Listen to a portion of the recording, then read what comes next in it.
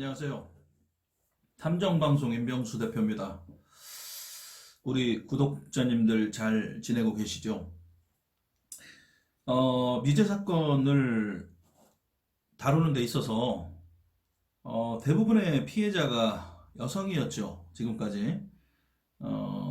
이 사이코패스들이 특징이 약자들, 좀 여자들, 어, 아이들, 주로 여자들을 상대로 범행을 많이 했는데, 자, 오늘 제가 여러분들에게 이 분석해 볼 사건은 여자입니다. 가해자가. 여자고요. 검정 미니스커트. 여러분 어떤 여성 스타일을 좋아하십니까? 남성분들. 검정 미니스커트를 입은 여자가 한 남성을 살해합니다. 토막내서. 정확히 두 동강을 내요. 상체와 하체로. 그런 사건입니다. 자, 그것이 알고 싶다라는 프로에서도 분석을 했던 사건이고, 이걸 보면서 참, 소름이 끼칩니다. 소름이 끼칠 때 우리는 웃죠. 자, 민간조사원으로서 이 사건을 프로파일링 분석을 하면서, 자, 선생님은 아침에 출근하고 세상을 바라보면 가르칠 학생들로 보일 거예요. 기자들은 새로운 토픽이나 취재할 거리로 세상이 보일 걸로 보이고, 형사들은 대부분 좀 저 자식이 어떤 범죄를 저질렀나 이런 범죄자들로 보일 가능성이 좀 높을 것 같고, 사람이 직업에 따라서 세상이 그 프레임에 맞춰서 보이지요.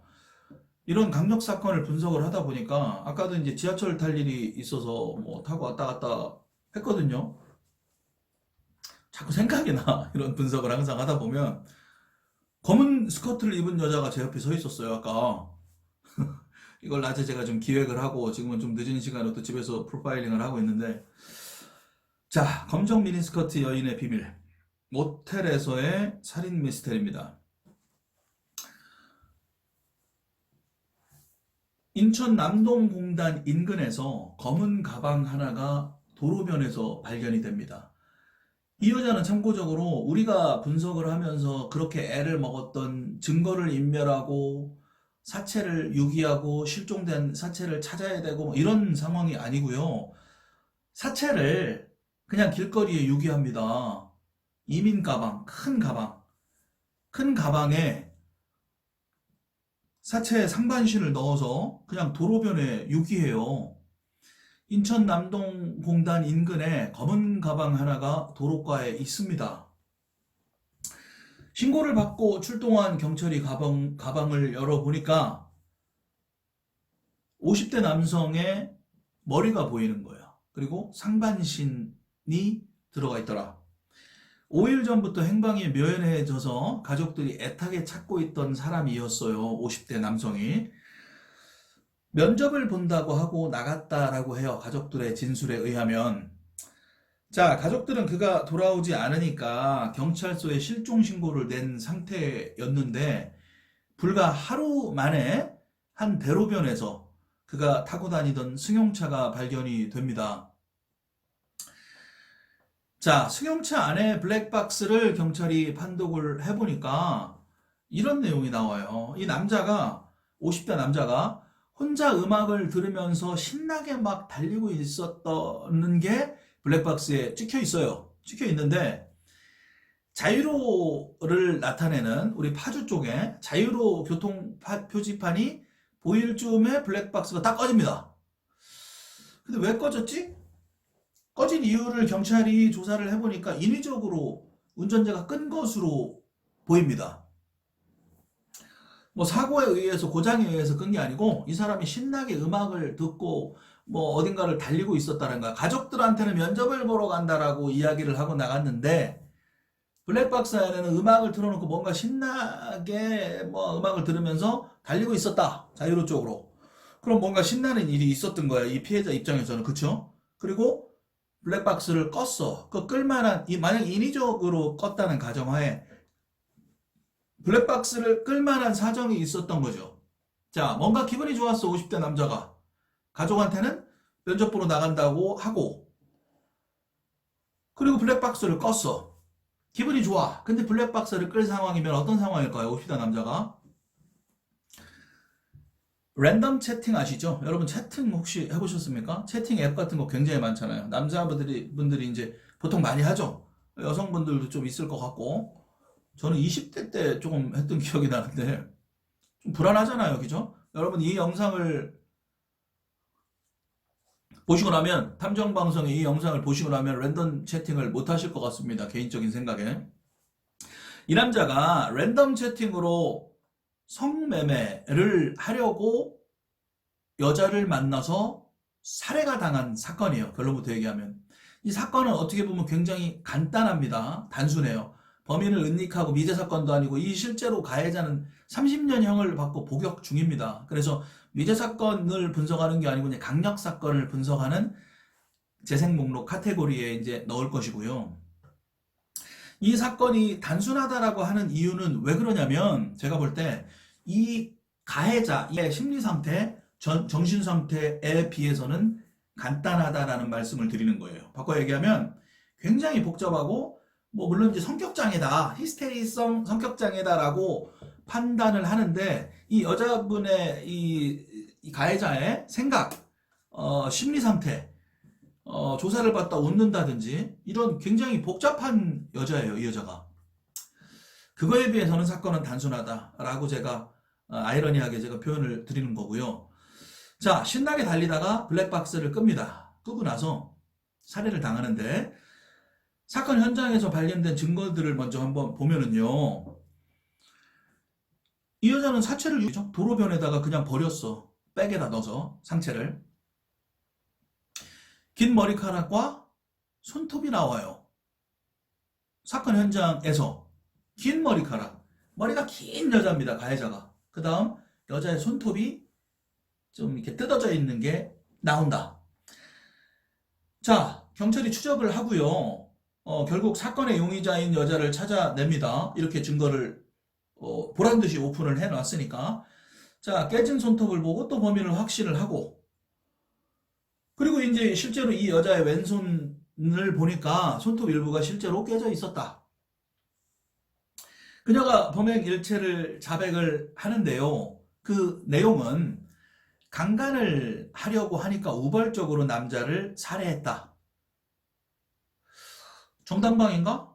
정당방위를 주장합니다, 실제로. 그런데 여기까지 보면 정당방위인데 그 이후를 보면은요, 복잡합니다.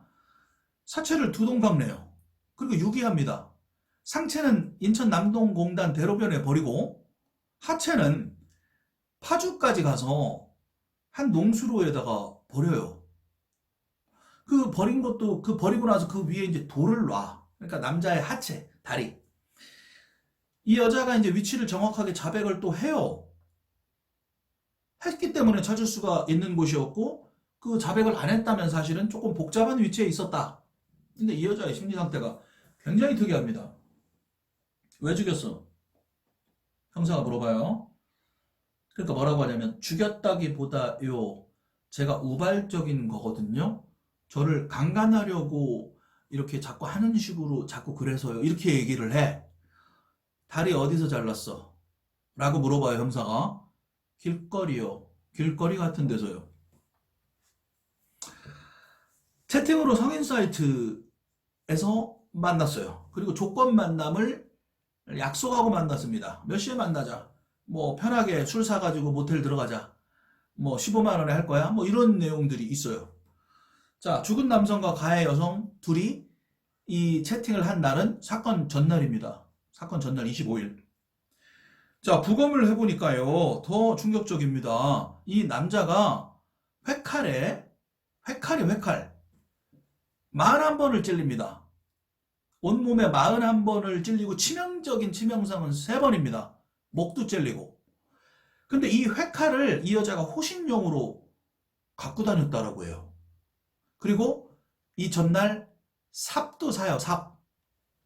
미리 준비를 다 한 거죠.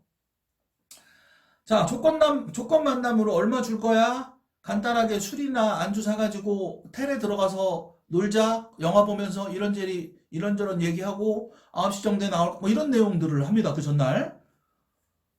근데 칼을 준비해 갔습니다. 살해 의도가 처음부터 있는 거죠. 근데 41번을 찔렀어. 근데 자기는 정당방위래. 자기를 강간하려고 했대. 이렇게까지 한 상태에서 강간을 하려고 했다라는 그런 정황이 보이지는 않죠. 누가 봐도. 자, 증거로 썼다라는 그녀가 소지하고 있었던 회칼은 자기가 호신용으로 가지고 다녔다라고 진술을 합니다. 가해자가. 그런데요, 우리 검도나 뭐 이런 거 하는 친구들 보면은 그 손잡이에다가 이 죽도 같은 데 보면 이렇게 테이프로 감죠. 좀 자기가 딱 쥐기 쉽게. 회칼 손잡이에다가 테이프를 칭칭 감아 놨어요. 준비의 정황이 훨씬 더 구체적이죠. 사체를 유기하기 위해 전기톱까지 썼습니다.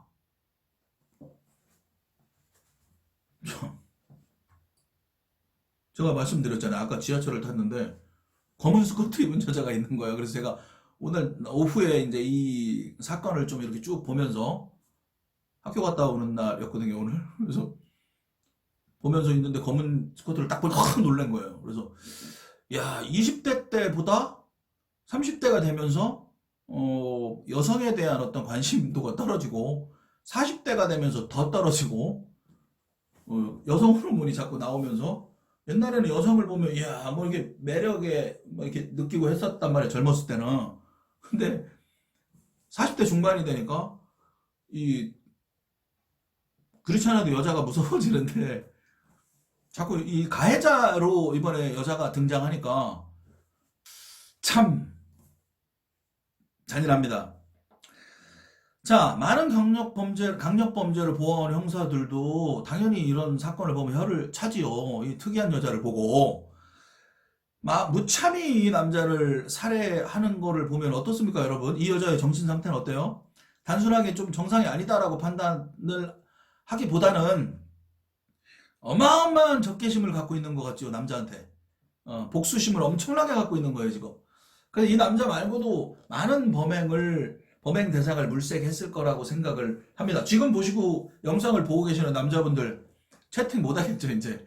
자, 왜 못하겠냐면, 잘 보세요. 이 여자가 이전에 또 많은 남자들하고 채팅을 하고 성매매를 해온 여자입니다.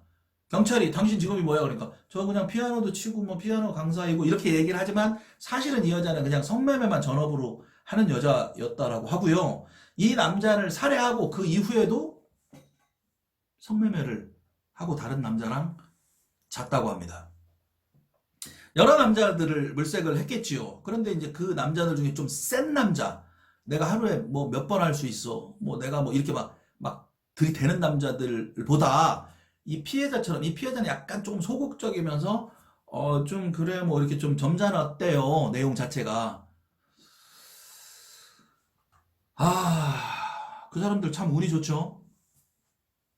랜덤 채팅을 즐기셨던 적이 있거나 즐겨 오셨거나 지금 한참 즐기고 계신 분들 이 영상 보시면 조심하십시오. 겁주는 게 아니고 참 세상이 살벌합니다. 자, 사건 당일이요. 이 두 명은 무인텔에 들어가요. 무인텔. 그 사람과 마주치지 않는 그냥 이 차만 들어가서 모텔로 들어가는 무인텔. 자, 남자가 차에서 먼저 내리고 여자가 뒤따라 내립니다. 1시간 정도 후에 남자가 나옵니다. 나와서 편의점으로 가요. 편의점으로 가서 술을 2병을 사가지고 다시 모텔 객실로 들어갑니다. 그리고 더 이상 남자의 모습은 없어요. CCTV에서. 자, 그 다음날 둘이 들어가고 술을 사가지고 그 다음날 여자가 혼자 나오는데요. 차를 타고 모텔 밖으로 나가요. 그리고 그날 하루만 머무른 게 아니고 3일 이상을 머무릅니다. 혼자만 나온다는 거예요. 들어갈 때만 남자가 있었습니다. 자, 아침에 유유히 나갔다가 7시간 정도 후에 다시 모텔로 들어오는 모습이 CCTV에 찍힙니다. 그런데 그녀의 손에 무언가가 들려 있어요. 커다란 여행 가방도 들려 있습니다. 그리고 처음에 남자를 만나서 모텔에 들어갈 때는 검은 스커트를 입고 긴 생머리였거든요. 그런데 이때는 머리를 좀 위로 살짝 묶어요. 묶고 원피스로 갈아입은 상태입니다. 입실 3일째 되는 아침, 그녀가 한참 만에 다시 나타납니다. 그리고 무언가를 담은 여행 가방을 끌고 트렁크에 싣습니다. 그리고 그곳을 떠나요. 가방 안에 들은 게 그 50대 남자의 사체겠죠. 모텔 안에서 살인이 벌어진 걸로 보입니다. 그리고 토막도 모텔에서 낸 것 같고. 근데 이 모텔 지금 영업하고 있겠죠? 아, 무인텔. 이 무인텔 객실에 이 이후에도 얼마나 많은 손님이 왔을까요? 그거 알았을까요? 청소도 하고 했을 거 아니야. 야, 이거 이런 뭐 모텔 가겠습니까? 자, 여기서 살해가 이루어진 걸로 보이고요. 이 여자의 이상 행동이 좀 더 진행이 되는데 이 남자의 신용카드를 가지고 쇼핑을 하러 갑니다. 귀금속 등 물건을 구매하려 했던 정황들이 많이 나옵니다. 나오는데 이 본인 카드 맞냐라고 하니까 긁다가 다음에 올게요. 그러고 나가고 뭐 이런 그런 진술들이 있어요. 자, 이 여자는 이 남자를 왜 41번이나 찔러서 토막을 내서 죽였을까요? 신용카드를 갖다 썼습니다, 피해자의. 그럼 금품이 목적이었을까요? 그럼 꽃뱀이나 다른 행동을 하는 게 나았을 텐데. 어차피 이 남자 피해자는 유부남이란 말이에요. 유부남이니까 굳이 이렇게 41번을 찌르고 이렇게 난자를 할 필요까지 없잖아요. 돈이 목적이라면. 자, 우리가 살인을 저지르고 그의 수반되는 그냥 강도, 금품을 빼앗아 갖는 건 덤으로 하는 경우가 상당히 많지요. 그러니까 이게 금품이 목적이냐, 원한에 의한 거냐, 이런 걸 나누는 거는 사실 쉽지는 않은 것 같아요. 어쨌든 이 여자도 신용카드를 갖다가 이렇게 쓰고 다닙니다. 금품만 목적으로 보기에는 너무 잔인한 살인을 했다. 이 여자의 마음속으로 들어가서 이해를 하려고 노력을 해보자는 겁니다. 왜 그랬을까? 어차피 이게 미제 사건이 아니잖아요. 이미 잡혔고 30년형을 받아서 지금 현재 복역 중입니다. 랜덤 채팅으로 만나서 처음 만난 남자를 성매매를 꾸준하게 해 오다가 처음 만난 남자를 41번을 자상을 입히고 토막까지 내고 그 전에 삽과 회칼과 가방과 이러한 것들을 준비를 해서 이렇게 계획적으로 모르는 남자를 이렇게까지 할 필요가 있을까? 이 여자의 정신 상태로 한번 들어가 봅시다.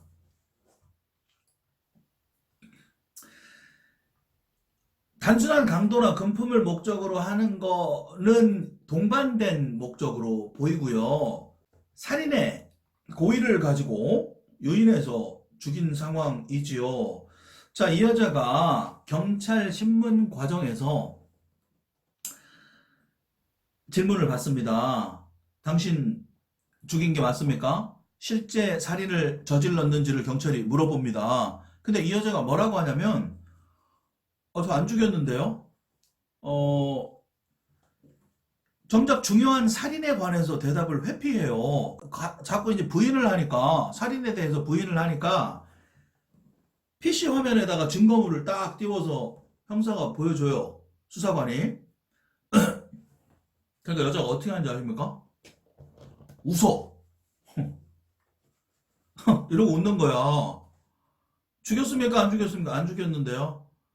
저 그냥 그 사람이 저를 강간하려고 해가지고 제가 정당방위 하려고 한 건데 안 죽였는데요. 뭐 이렇게 왔다 갔다 하는 얘기를 하다가 호신용 칼을 없었다면, 호신용 그 칼이 없었다면 저는 강간당하고 제가 죽었을 거예요. 뭐 이런 얘기를 하고, 또 안 죽였는데요. 이렇게 대답을 회피하고 하다가 증거물을 PC 화면에 딱 띄우니까 웃어. 일반적으로요, 이 끔찍한 사건이잖아요. 그리고 이런 일을 반복적으로 보는 것은 여러분 스트레스 받지요. 이런 얘기 듣기만 해도 스트레스 받잖아요. 근데 이 사람은 심각해 보이지가 않는 거야. 그냥 웃는 거야. 또 웃다가 또 이제 멍한 표정도 짓고 뭐 그랬더라고 해요. 이 사건을 자기는 심각하게 받아들이지 않는 거지. 자기가 했던 사건인데. 자, 심리 관련 전문의 역시 이 영상을 보고 이 여자가 굉장히 부적절한 정서적인 흐름을 가지고 있다. 그러니까 일반적인 정서적인 일반적인 흐름을 갖고 있는 게 아닌 거지. 심각한 상황을 보면 심각하게 받아들이고 슬픈 걸 보면 슬퍼해야 되고 뭔가 죄책감이라든지 어떤 큰 일이 벌어졌을 때는 그렇게 진지해져야 되는 거잖아. 내가 노력해서 마음이 그렇게 되는 게 아니고 자동으로 그렇게 되는 거잖아. 이렇게 사람을 죽이고 토막내고 이런 얘기를 들으면은 여러분들 지금 웃고 계시지 않잖아요. 영상 보시면서 심각하잖아요. 때로는 가슴도 뛰고 답답해지고. 근데 이 여자는 부적절한 정서적인 흐름을 가지고 있다라고 합니다. 심리 전문가가. 또한 피해망상과 과대망상의 증상을 가지고 있다. 피해망상은 어떤 게 있을 수 있을까? 내가 회칼을 가지고 갔어. 남자랑 둘이 조건 만남을 약속하고 남자랑 둘이 자연스럽게 술이 취한 것도 아니고 정신적으로 뭐 굉장히 뭐 이렇게 한거불능 상태가 된 것도 아니고 멀쩡하게 운전하고 갔단 말이에요. 그랬는데 그 안에서 자기가 칼을 준비하고 죽일 살해 의도를 갖고 있었음에도 불구하고 자기가 피해자라는 생각을 하는 거잖아요, 지금. 과대망상을 어떻게 받아들일 수 있냐면 내가 이 남자에 대해서 방어하지 않는다면 내가 죽었을 것이다. 이 남자가 날 강간했을 것이다. 이렇게 막 확대해서 생각을 하는 그런 성향을 지금 갖고 있는 거죠. 그럼 이 여자가 왜 이렇게 됐을까? 이 여자의 심리 상태가 왜 이렇게 복잡할까를 파헤치는 게 지금 영상의 주 목적이에요. 이게 범인을 찾는 것도 아니고 증거를 찾는 것도 아니고 실종자를 찾는 게 아니거든요. 도대체 이런 정신적인 문제를 갖고 있는 여자들이 우리 주변에 살 수 있단 말인가? 그리고 이런 사람들을 어떻게 우리가 찾아내야 되고 분석을 해야 되고 조심을 해야 될 것인가? 그게 목적이 있는 거죠. 돈을 목적으로 한 건 아니란 말이에요. 그죠? 다른 범행 동기가 있는 거예요. 다른 범행 동기가 무엇인지를 신문하는 과정에서 살인에 대해서 자기가 한 얘기에 대해서 인정을 안 하고 뱅글뱅글 돌리고 증거를 들이밀었더니 갑자기 멍해진다든지 그냥 피식 웃는다든지 이런 행동을 할 때 일단 피해망상, 과대망상이 있는 것처럼은 보인다. 부적절한 정서적인 흐름을 갖는다. 일반인과 다르다. 돈이 목적이었다면 꽃뱀을 한다든지 여러 가지 방법으로 돈을 뜯어낼 수 있었는데 이 여자는 극단적인 살인을 선택했다. 자, 이 여자는 어떤 여자일까요?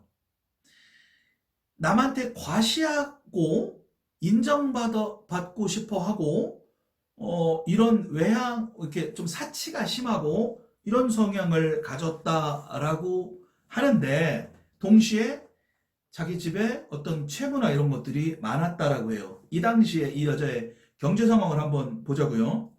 자신이 사는 집 월세, 각종 공과금 등이 체납 중이었고요. 그러면서 동시에 명품 가방이나 고가의 물품을 소유를 하고 있었다라고 합니다. 이 여자가 성매매를 해가지고 유지를 했냐? 그건 아니라는 거야. 4년 동안 만난 남자가 있었습니다. 여기에서 이제 원인을 찾을 가능성이 좀 높아져요. 고가의 명품 가방이나 고가의 물품을 소유하고 이 95만 원, 100만 원씩 내는 집 월세를 생활을 유지하기 위해 누군가에게 기대거나 어떤 선택을 했겠지요. 그게 바로 남자였어요. 그 남자를 4년 동안 만났다라고 해요. 이 남자가 이 여자의 집에 월세도 내주고 생활비도 내주고 이랬다라고 하고요. 심지어 이 남자와 결혼까지 할 예정이었다라고 이 여자가 진술을 해요. 최근에 이 사건이 있기 얼마 전에 이 남자와 헤어집니다.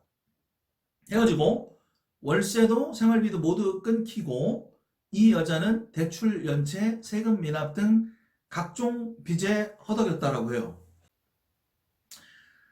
남자에 대한 복수죠. 이 남자와 다른 남자들을 혼돈하는 거예요. 이 여자는.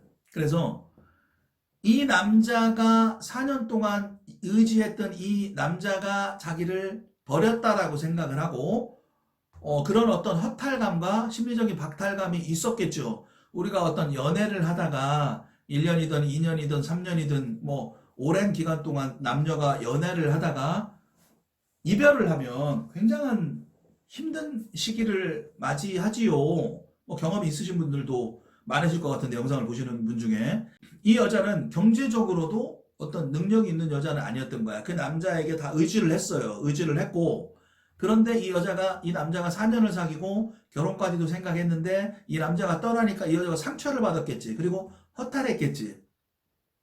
그러면서 동시에 경제적인 문제까지 봉착이 됐으니까 스트레스가 많았겠지, 이 여자가. 그런데 다른 남자를 살해하는 행위까지 하는 행동을 역으로 미루어 추정을 해보면 궁극적으로는 이 남자에 대한 어마어마한 복수심에 빠져버린 거야, 이 여자가. 그래서 혼돈을 하기 시작했다라고 보이네요. 정신감정을 위해 치료감호소에 일단 들어갔다라고 해요, 수사 이후에.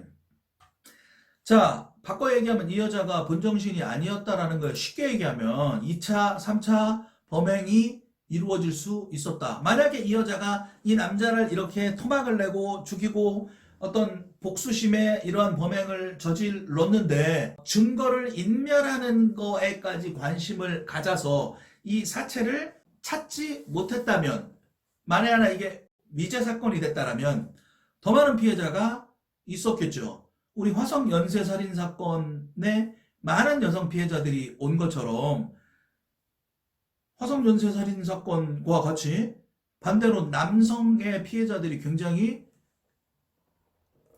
많았을 수도 있었을, 그러한 많은 피해자가 있었을 그런 사건인 거예요, 지금. 그런데 다행인지, 뭐 다행이라고 표현하기는 미안하지만 뭐 증거를 인멸하고 뭐 이러지는 않았어, 이 여자가. 그래서 그냥 유기한 거를 다리는 파주의 농로에다 갖다 버리고 머리하고 상체는 가방에 싸서 그냥 대로변에 버리고, 이 행위 자체가 이상하죠, 그죠? 그러니까 제정신이 아니었다라고 판단할 수가 있고요.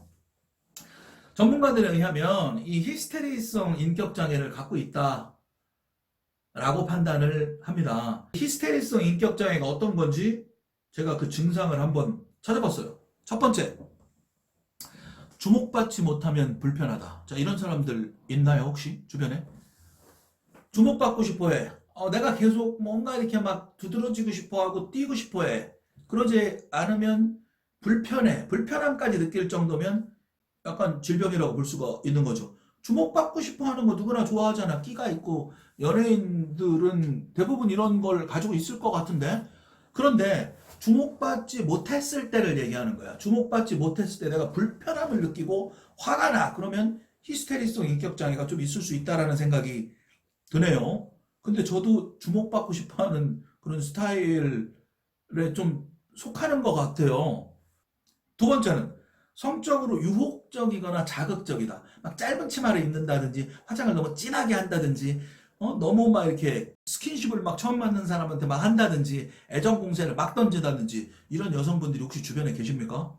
이런 히스테릭성 인격장애의 8개 증상 중에 하나에 포함이 된다.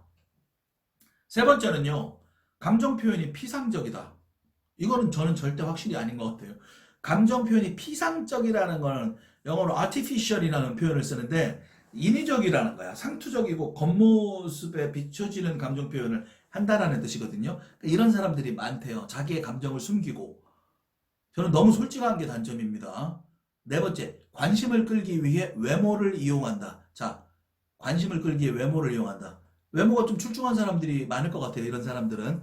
근데 외모가 출중하고 안 하고를 떠나서 인위적으로 막 너무 많은 성형수술을 하는 사람들 있잖아. 주변에 보면 막 쌍꺼풀수술을 한다, 쌍꺼풀이 있는데 또 한다든지 막 너무 과하게 자기를 인위적으로 막 만드는 사람들 있죠. 이런 행위들도 이런 히스테리성 인격장애의 8개 중에 4번째에 속한다. 5번째, 연극적인 방식으로 말을 한다. 말을 하는데 뭔가 좀 연극적인 말을 한다. 뭐 이 말했다 저 말했다 여러 가지 성대모사도 하고 뭐 이런 걸 얘기하는 것 같은데 동화 구현하고 나 옛날 영어 가르칠 때 이렇게 했는데 이거 좀 비슷한 것 같아요. 한 두 개 정도 해당되는 것 같아요, 저는. 6번째, 감정을 과장해서 표현한다.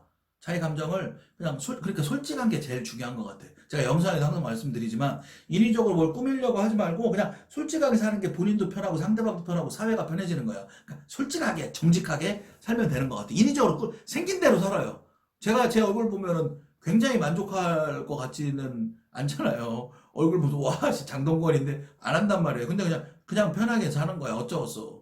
그냥 뭐 여기서 뜯어 고치고 어떻게 하려면 뭐 엄청 그렇게 할 것 같아요. 어차피 결혼도 했는데, 예? 애도 많이 낳고 했는데 그냥 살아. 그냥 살다 보면은 거기에 또 적응이 돼. 내 얼굴도 내 얼굴 자꾸 보면 그냥 적응이 되는 거예요. 성형도 하나의 중독이거든요. 그러니까 감정을 너무 과장되게 표현하지 말고 너무 막 예민하게 받아들이지 말아야 된다라는 훈련을 해야 된다는 얘기를 하고 싶어요. 그래서 6번째는 감정을 너무 과장해서 표현하는 사람. 7번째, 주변 환경에 너무 쉽게 영향을 받는 사람. 이거 나한테 해당되는 것 같아. 주변 환경에 쉽게 영향을 받지 않나, 보통? 주변 환경에 영향을 안 받을 수는 없잖아. 근데 너무 쉽게 영향을 받지 마라. 자기 주관대로 가라. 근데 나는 쉽게 영향을 받을 때도 있고, 너무 주관대로 갈 때도 있고, 약간 다중적인 게 있는 것 같아요. 자, 8번째, 다른 사람과 실제보다 더 친하다고 생각해. 예를 들면, 그냥 얼굴 한 번 보고 사진 한 번 찍었을 뿐인데, 얼굴 봐서 밥 한 번 먹었을 뿐인데, 그 사람하고 되게 친해. 라고 말하는 거지. 그런데 이렇게 말하는 게 지가 진짜 친하다고 생각해서 말하는 거랑 병이라는 거지. 내가 친하지 않은데도 친하다라고 인맥을 과욕하려고 막 보여주기 식으로 하는 거는 문제는 안 되지 않을까 싶은데 진짜 친하다고 생각하는 거야. 그런 문제가 된다. 히스테리성 인격장애 진단 기준 8가지. 여러분도 한번 해보세요. 첫 번째, 주목받지 못하면 불편합니다. 주목받지 못하면 불편합니다. 2번째, 성적으로 유혹적이거나 자극적입니다. 3번째, 감정 표현이 피상적이야. 그래, 왔니, 사랑해. 이런다는 거야. 4번째, 관심을 끌기 위해 뭐 외모를 뜯어 고치고 외모를 자꾸 이용을 해. 나 잘생겼지, 뭐 이러면서. 막, 예. 그런 거. 5번째, 연극적인 방식으로 말을 한다. 뭔가 인위적이라는 거지, 이것도. 6번째, 감정을 과장해서 표현한다. 이것도 인위적이라는 거야, 좀. 7번째, 주변 환경에 쉽게 영향을 받는다. 예민한 거지? 다른 사람과 실제보다 더 친하다고 본인이 생각한다. 나 이 연예인하고 되게 친하다고 본인이 계속 생각하는 거야. 자, 이런 증상을 가진 사람이 히스테리성 인격장애라고 하고, 이 여자를 이 정신과 전문의가 히스테리ක 인격장애가 있다라고 판단을 해요. 동시에 피해망상, 과대망상까지 있다. 전문가들이 지금 얘기한 8가지 항목 중에서요, 히스테릭성 인격장애일 수 있다라는 수준은 어느 수준일까요? 8개 중에. 여러분 몇 개 해당되셨습니까? 저는 한 3개 정도 해당됐거든요. 8개 중에 5개 이상 해당이 되면 히스테리성 인격장애에 해당될 가능성이 매우 높다고 합니다. 자, 이 여자가 성매매를 하면서 피해자하고 주고받은 문자를 보면은요, 내 사랑, 우리 여보, 월요일은 우리 여보 뵙고, 달링, 뭐 이런 표현들을 실제로 합니다.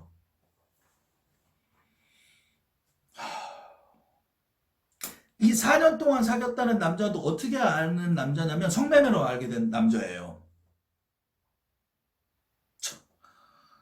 4년 사귀다가 떠난 남자는 이거 다행이라고 해야 되나? 이 남자는 한 번 만나고 이렇게 당했는데 집 월세도 내주고 경제적으로 뭐 이렇게 하다가 문제가 생긴 거지. 그러다 이제 경제적으로 힘들어지고 하다가 이제 이 모든 탓을 남한테 돌려. 제가 이제 사이코패스 관련된 분석 영상을 보시면 이 사이코패스들의 특징이 모든 건 내 탓이요. 이러지가 않고 모든 건 네 탓이고 제 탓이고 사회 탓이고 이런다고 말씀드렸잖아요. 이런 거야. 이 남자랑 헤어졌으면 정리를 하고 뭔가 자기가 좀 깨닫고 이 원인이 나한테 있겠다라고 생각을 하고 새로운 남자를 만났을 때는 좀 바뀌어야겠다. 나도 좀 자기 개발해서 일을 하고 안 좋았던 과거를 번복하지 말아야겠다라는 그런 생각을 하려면 원인이 자기에 있다라는 걸 인정을 해야 되거든요. 그런데 이 모든 게 네 탓이고 내 탓이고 제 탓이야 이래버리면 그러면 내가 너무 우울해지잖아. 그러니까 그 안에서 이제 복수심이 생긴 거야. 그래서 남자를 딱 보면 그 남자는 오버랩에 대해서 생각이 되면서 이런 비정상적인 범행으로 이루어진 걸로 보이네요. 전기톱으로 토막살인을 하는데 이 여자가 굉장히 상황을 재현하면서 매우 매우 차분하고 태연합니다. 자, 감호소에 가둬놓은 여자를 만나니까 그 여자는 이렇게 얘기를 해요. 아, 제가 몸이 좀 많이 아파서요. 저 여기 못 있겠어요. 여기 있을 곳이 못 돼요. 이런 얘기까지 해요. 상황 파악이 안 되는 거야. 그러니까 이 현실과 생각을 계속해서 혼돈을 하는 거지, 지금.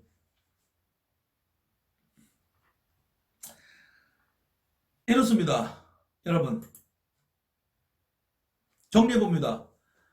랜덤 채팅. 이 성매매는 불법이잖아요. 돈 주고 성매매하는 건 불법이죠. 이 랜덤 채팅을 통해서 성매매를 하지 않을 것을 권유드립니다. 그리고 이런 사이코패스적인 성격 장애를 가진 여성도 있다.